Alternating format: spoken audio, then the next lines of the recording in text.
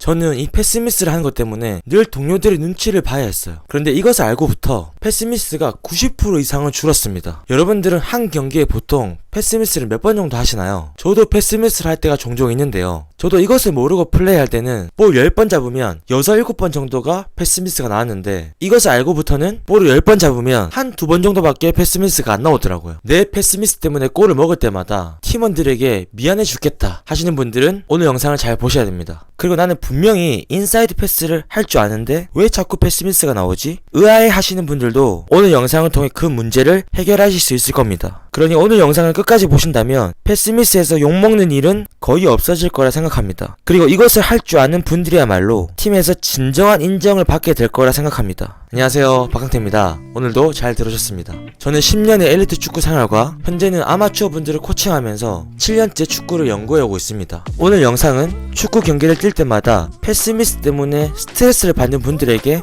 정말 필요한 영상입니다. 아마 축구에 깊이가 있으신 분들은 오늘 내용이 얼마나 실용적인지 금방 이해하실 거라 생각합니다. 그런데 나는 그냥 네이마르 기술이나 무회전 탑스핀 같은 화려한 기술을 배우러 왔다 하시는 분들은 뒤로 가기를 눌러주시면 됩니다. 무회전 탑스핀 같은 기술들은 너무 멋진 기술이긴 하지만 그런 거 할 줄 알아도 솔직히 내 경기력 면에서는 큰 영향을 주지 못합니다. 왜냐면 그것은 축구의 본질이 아니기 때문입니다. 아마추어 축구인이라면 그 스킬에만 빠져있는 게 아니라 내가 왜 같은 실수를 반복하는지, 무엇이 문제인지, 문제를 해결하려면 어떻게 해야 되는지, 이런 부분에 대해 생각할 줄 알아야 됩니다. 그리고 실질적으로 내 경기력의 질을 높일 수 있는 방법에 대해 투자해야 합니다. 여러분, 나는 분명히 이 인사이드 패스를 기능적으로는 할 줄 아는데 왜 자꾸 패스미스가 나오는 걸까요? 딱 까놓고 말씀드리겠습니다. 그건 아직까지 이 인사이드 패스를 할 줄 아는 게 아닐 가능성이 큽니다. 여러분, 그렇다고 제가 인사이드 패스를 완벽하게 할 줄 아는 거 아닙니다. 저보다 패스 잘하시는 분들 전국에 널리고 널렸습니다. 단지 나부터가 실수를 많이 하니까 어떻게 하면 패스미스를 줄일 수 있을까 연구하다가 깨달은 것들을 공유해 드리는 거니까요. 한번 잘 들어봐 주시면 감사하겠습니다. 이 인사이드 패스를 잘한다는 것은 볼을 세워놓고 차는 이 기능적인 부분만을 뜻하지 않습니다. 여러분, 패스의 본질이 무엇일까요? 패스의 본질은 바로 연결입니다. 아주 심플하지만 이게 본질이에요. 즉, 연결하는 게 패스의 목적이기 때문에 내가 인사이드로 주던 발등으로 주던 아웃사이드로 주던 일단 연결만 잘하면 됩니다. 그런데 인사이드가 몸의 구조상 가장 쉽고 그리고 안정적으로 연결할 수 있는 부위이기 때문에 인사이드를 활용하는 것 뿐입니다. 그래서 인사이드 패스를 할 줄 안다는 것은 내가 경기장에서 이 상황에 맞게 우리 팀 동료에게 이 정확하게 연결을 할 줄 아는 것까지가 인사이드 패스를 할 줄 아는 것입니다. 솔직히 인사이드 임팩트 능력을 키우는 것, 즉 기능적인 것은 한두 달만 바짝 배우면 터득할 수 있는 아주 기초적인 기본기 중 하나입니다. 그리고 여기서 중요한 것은 인사이드 패스 훈련할 때 처음에는 볼을 세워놓고 패스 훈련을 해야 하지만 어느 정도 마스터가 되면 그 다음에는 여러 상황에서의 패스 훈련을 해야 합니다. 이 볼이 앞뒤 좌우로 움직이는 상황, 즉 예측 불가능한 이 다방면의 상황에서도 디딤발을 잘 놓고 패스하는 훈련이 필요한 것입니다. 이것까지가 인사이드 패스의 기능적인 훈련이라고 보시면 돼요. 간혹 볼을 세워놓고 임팩트는 잘하는데 볼이 움직일 때는 임팩트의 방향이 틀어지는 분들이 꽤 많이 계십니다.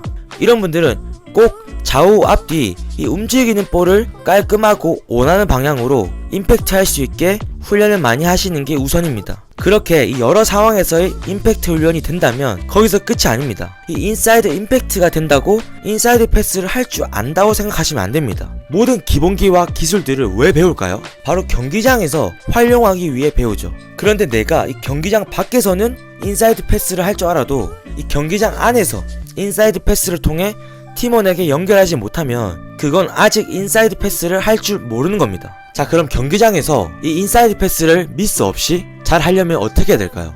이 흘러가는 볼을 찰 수 있는 임팩트도 좋아야 하고 언제 어떤 상황에서 패스를 줄지도 판단할 줄 알아야 하고 패스를 받는 동료 선수와 그것을 방해하는 상대 선수까지 체크할 수 있어야 합니다. 이 모든 것이 다 어우러질 때 인사이드 패스를 실수 없이 할 수 있게 됩니다. 오늘은 그 중에서 가장 실수가 많이 나오는 이유 한 가지에 대해 다뤄보겠습니다.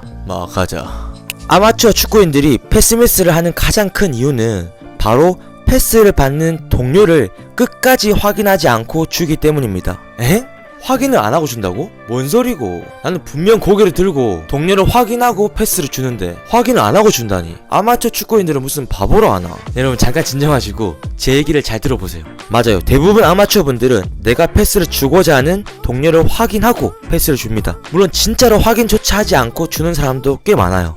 내가 급하다는 이유로 동료와 상대를 확인도 하지 않고 그냥 차버리는 경우도 은근히 많습니다. 이럴 때는 무조건 패스 미스가 나오겠죠. 왜? 상식적으로 생각해보면 패스의 본질은 연결인데 연결하고자 하는 동료를 확인도 안 하고 주면 당연히 연결이 될 수가 없겠죠. 이런 분들은 인사이드 패스 훈련을 하시면서 꼭 고개를 들고 확인하는 연습을 같이 해주셔야 합니다. 그래서 1차적으로는 먼저 임팩트가 되어야 하고 줄 동료를 확인할 수 있게 고개를 드는 습관을 만들어 가야 합니다. 그런데 오늘 제가 말씀드릴 포인트는 확인을 안 하고 준다는 게 아닙니다. 바로 끝까지 확인을 안 하고 준다는 게 문제입니다. 한번 생각을 해보자고요. 패스의 본질은 연결인데 연결을 잘 하려면 일단 내가 연결하고자 하는 동료를 봐야겠죠. 그런데 그 동료가 볼을 받는 마지막 순간까지 미세하게 조금씩 움직여요. 이게 무슨 뜻일까요? 바로 마지막까지 어떻게 움직이는지를 끝까지 보고 연결을 해야 한다는 소리예요. 대부분의 아마추어 축구인들은 고개를 들고 확인을 하고 패스를 시도하지만 한 번만 고개를 들고 주는 경우가 많아요. 즉 고개를 들고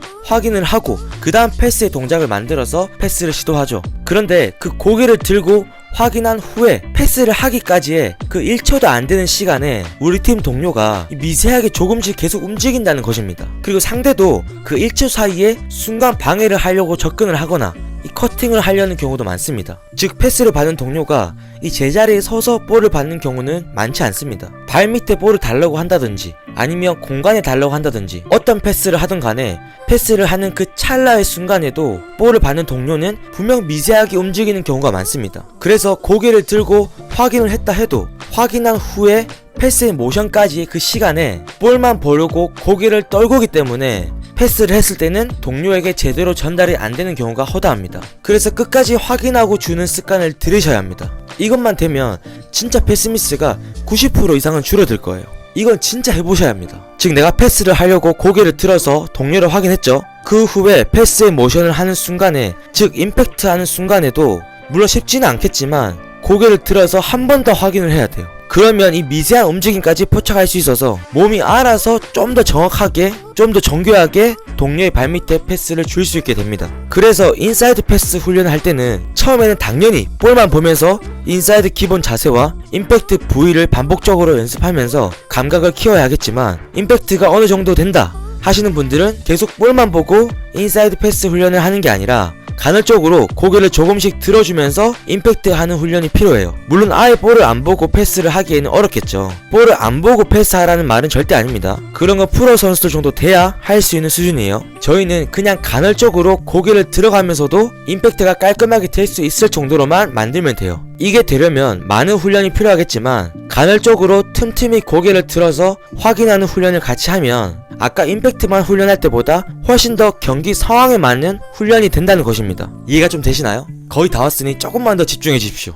여기서 또 중요한 게 있어요. 바로 패스 하나를 하더라도 이 정성을 들이시는 게 중요합니다. 이 아무것도 아닌 패스라고 그냥 대충 받겠지 하고 차시는 경우가 정말 많습니다. 그런 패스는 좋은 패스가 아니에요. 패스 하나에도 이 메시지가 담겨있고 그 사람의 태도가 들어가 있어요. 이 사소한 패스라도 우리 팀이 어떻게 하면 받기가 편할까 라는 팀원을 존중하는 태도로 패스를 하는 게 중요합니다. 그리고 동료가 이쯤에 있네 하고 찾는 게 아니라 동료의 오른발을 줄지 왼발을 줄지 그 정도로 구체적인 목표점을 정하고 이 사소한 패스도 완벽하게 주려고 하는 의식이 필요해요. 야, 인사이드 패스 하나 하는데 뭐 이리 생각할 게 많냐, 그냥 패스 대충 주면 되지 라고 생각하시는 분들도 계시겠지만 상대가 없으면 당연히 그냥 대충 줘도 받겠죠. 그런데 그건 축구를 단편적으로만 보는 시각이에요. 이 축구는 기능적인 것만 된다고 잘할 수 있는 게 아니에요. 따질 게 정말 많습니다. 이 볼을 받기 전에 전체 흐름도 읽을 줄 알아야 하고요. 우리 팀 동료 위치도 늘 확인해야 되고요. 상대팀 위치까지 파악해야 되고요. 어디서 볼을 받아야 하는지도 생각해야 되고 볼을 받기 전에 상대를 어떻게 떼놓을지도 생각해야 돼요. 따지고 보면 이렇게 생각하기 많습니다. 그래서 이 기능적인 것만 보는 게 아니라 이런 여러 상황들을 이 다방면으로 생각할 줄 아는 선수가 저는 축구를 잘하는 선수라고 생각을 합니다. 그리고 저번에도 말씀드렸지만 이 인사이드 키핑이나 인사이드 패스는 축구장에서 가장 많이 나오는 동작이기 때문에 그 어떤 훈련보다 많이 해야 합니다. 가장 많이 나온 동작을 실수 없이 할 수 있게 투자하는 것이 가장 현명한 훈련법이라고 말씀드렸었죠. 끝으로 이제 갓 축구를 배우시는 분들 중에 이 아웃사이드 패스를 자주 사용하시는 분들이 계시는데, 물론 개성에 맞게 연결만 잘 된다면 어떤 패스를 하든 상관은 없지만 이 아웃사이드 패스는 생각보다 부정확할 때가 많아요. 아직 내가 인사이드 패스도 안 되는데 이 아웃사이드 패스나 발등 패스를 이 어설프게 시도하다가 패스미스 나오는 경우가 진짜 많아요.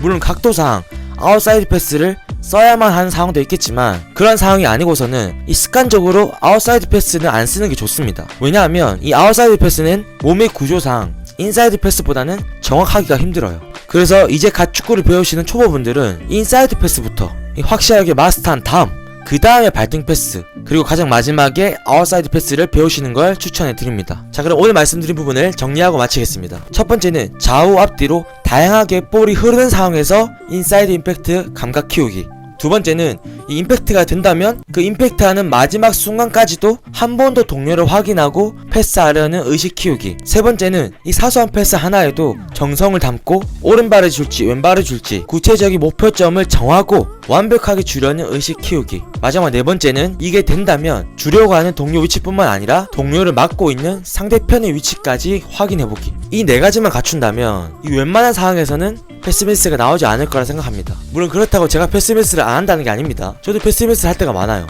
그래서 저부터가 이 패스미스가 안 나오게 하려면 어떻게 해야 될까 연구하다가 오늘 영상을 제작하게 되었습니다. 그리고 저부터가 이런 식으로 패스하려고 하니까 이 패스미스가 확실히 줄긴 하더라고요. 끝으로 이것의 끝판왕이 바로 사비입니다. 사비는 패스하는 순간에도 볼만 보지 않고 주고자 하는 동료와 상대를 항상 미리 체크해 놓습니다. 패스의 질도 완벽 수준에 가까운데 패스 받기 전에 위 네 가지의 작업이 이미 끝나 있어요. 그러니까 패스미스가 거의 없고 우리가 생각지도 못한 패스를 구사할 수 있게 되는 거예요. 그런데 솔직히 저희는 어려운 스루 패스나 화려한 킬 패스를 잘하려고 하는 것보다 아주 사소한 패스부터 실수 없이 하는 게 더 중요합니다. 사소한 패스도 안 되는데 이상한 킬 패스만 시도하면 팀 플레이에 이 순환도 안 되고 팀원들에게도 인정을 받을 수 없게 됩니다. 이 아마추어 축구에서는 어떤 선수가 인정을 받는 줄 아세요? 별로 튀지 않지만 내 위치에서 군더더기 없이 플레이를 할 수 있는 선수, 볼을 잡으면 쉽게 주고받는 게 가능한 선수, 이런 의식이 있는 선수가 인정을 받아요. 그러니 오늘 위 네 가지를 절대 잊지 마시고 인사이드 패스 하나를 제대로 장착하셔서 팀에서 신뢰를 받는 선수가 되시면 좋겠습니다. 자, 오늘 영상 어떠셨나요? 과연 이까지 보신 분들이 계실까? 라는 생각이 들 정도로 오늘은 진짜 세세하게 말씀을 드렸는데요. 이런 영상들은 살짝 노잼이긴 하지만 진짜 중요한 부분이라 잘 봐주시면 감사하겠습니다. 여러분, 화려한 개인기 같은 것을 배우는 것도 좋지만 이런 기본이지만 실질적으로 팀에 도움이 되는 플레이를 배우는 게 훨씬 중요합니다. 저희 차차차 팀의 철학 또한 이기적 이타적 플레이를 중심합니다. 이기적 이타적 플레이가 뭐냐, 내가 아니면 볼을 받을 사람이 없다는 마음으로 이 이기적인 마음으로 움직이고, 볼을 받고 난 후에는 나 혼자서는 절대 골을 넣을 수 없다 라는 이타적인 마음으로 동료와 함께 만들어가는 플레이가 바로 이기적 이타적 플레이입니다. 내가 아니면 볼을 받을 사람이 없다 라는 이기적인 마음은 본인의 책임 의식을 뜻합니다. 그리고 나 혼자서는 플레이를 만들어갈 수 없다 라는 이타적인 마음은 동료와 함께 만들어가고자 하는 이 협력 의식을 뜻합니다. 즉 책임과 협력을 중심하는 플레이, 저는 이 플레이가 바로 팀원을 존중하는 플레이라고 생각을 했습니다. 그래서 저희 차차차 팀은 아직 실력은 부족하지만 이 이기적 이타적 플레이를 중심으로 매주 훈련과 경기를 통해 실력을 키워가고 있습니다. 이 영상을 보시는 구독자님들도 각자의 팀에서 본인의 책임을 다하고 더 나아가서 팀원들과 이 협력 플레이를 하시는데 꼭 도움이 되셨으면 좋겠습니다. 그러므로 진정한 축구의 맛을 느끼시면 좋겠습니다. 네, 오늘도 영상 끝까지 봐주셔서 감사합니다. 다음에 더 좋은 영상으로 찾아뵙겠습니다. 차차차는 여러분들과 함께 존중과 사랑의 축구 문화를 만들어갑니다. 축구하자. 행복하게.